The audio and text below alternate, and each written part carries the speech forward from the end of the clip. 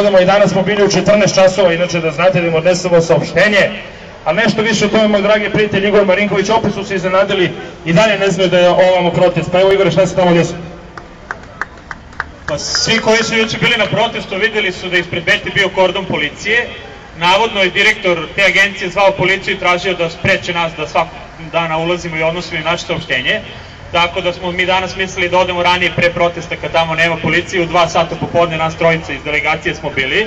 Predali smo im saopštenje, ni malo im se nije dopalo, iako smo bili jako ljubazni, jako običajna praksa. Pre nas su bili drugi momci iz neke druge organizacije koje su doneli saopštenje nevezano za proteste, što znači da je to tamo uobičajena praksa, njih su lepo primili. Posle nas su izdali saopštenje ponovo neko gde osuđuju dalje upade naših članova, znači u agenciju Beta.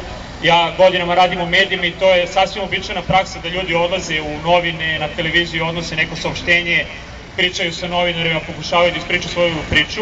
Izgleda da to za patriotske i omladinske organizacije u Srbiji ne važi.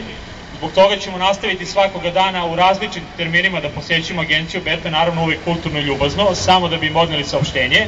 Neki put će to biti pre protesta, neki put će biti posle protesta i mi smo u tom saopštenju koje smo danas odneli objasnili zašto smo došli 2 sata, a to je da bi sprečili policiju da po nalogu režima sprečava demonstrante da informišu novinari i novinske agencije u toku protesta.